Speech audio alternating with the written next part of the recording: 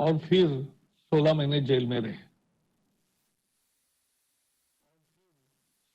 लेकिन प्रेस की आजादी अनिर्बंध नहीं होती, ये जिम्मेवार आजादी है, रिस्पॉन्सिबल फ्रीडम। और कोई भी आजादी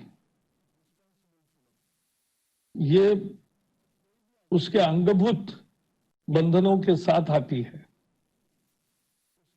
कि एक रिस्पॉन्सिबल जर्नलिज्म करना है, सेंसेशनलाइजेशन नहीं करना है, लेकिन अपनी बात रखने की आजादी। लेकिन बात किसी स्वार्थ के चलते, किसी को जानबूझ के बदनाम करने के लिए नहीं होना चाहिए।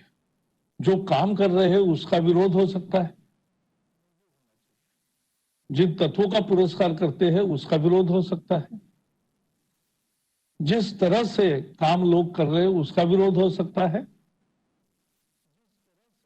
लेकिन व्यक्तिगत गरिमा संपादक की है, पत्रकार की है, तो आम आदमी की भी है। अभी फिलहाल देश में प्रेस की आजादी का फिर से चर्चा हो रही है और मैं भी इसमें जोड़ता हूं कि मैंने पहले ही दिन ट्वीट किया कि जिस तरह से प्रेस की आजादी पर हमले हो रहे हैं वो अच्छा नहीं है।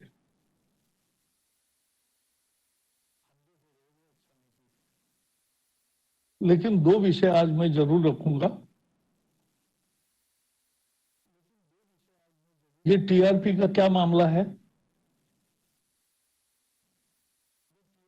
इश्तेहार देने वाले इश्तेहार देंगे, उनको एक गाइड चाहिए कि कहां इश्तेहार देने से ज्यादा फायदा होगा, किस समय देना चाहिए, कौन से कार्यक्रम में देना चाहिए, किस चैनल को देना चाहिए।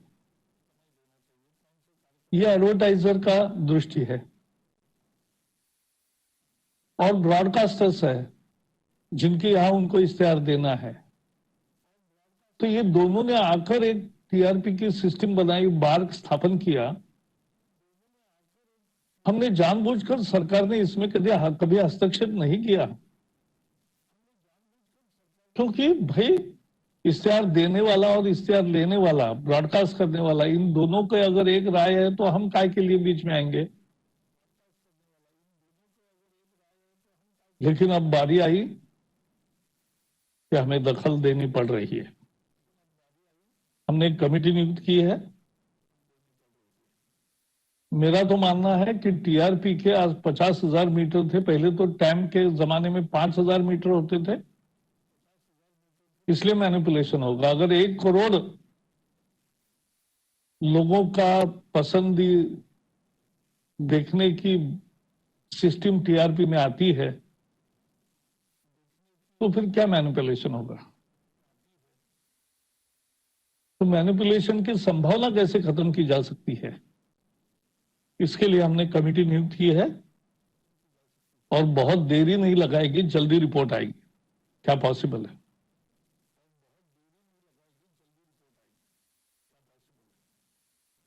दूसरा मुद्दा है प्रेस काउंसिल। मैं भी सदस्य था सांसद के नाते।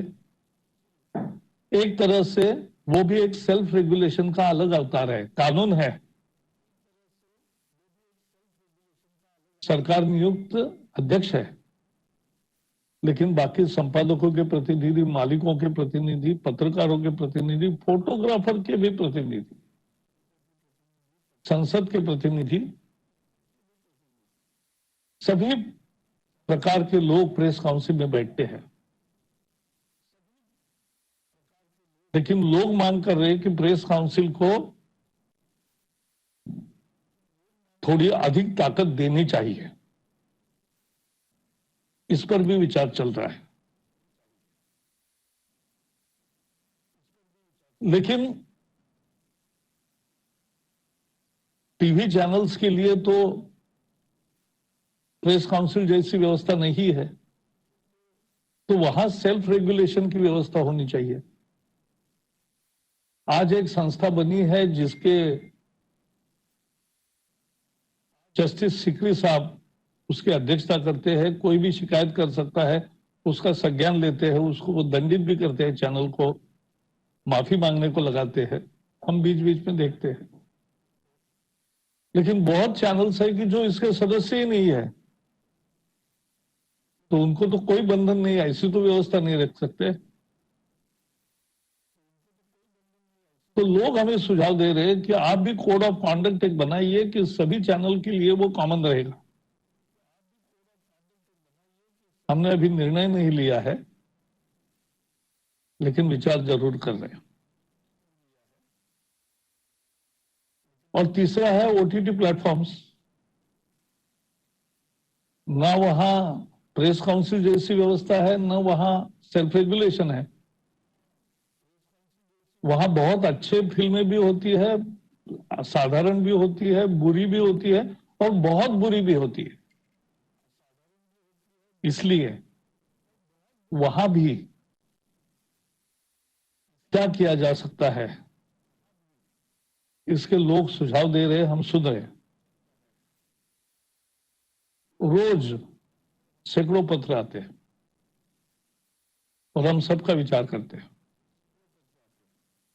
तो इन चैलेंजेस, ये चुनौतियां है, मेरा मानना है प्रेस के लोग ही स्वयं इसमें अगुवाई करके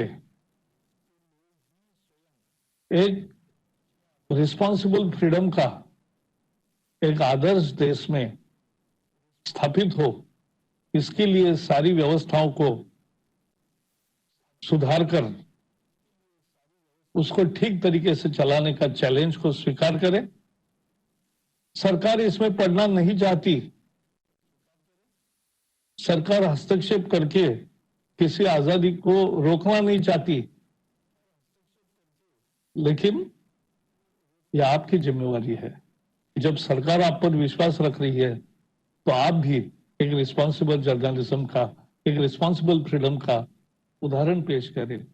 और यही हमारी चुनौती है, यही हमारे लिए इस साल का काम है।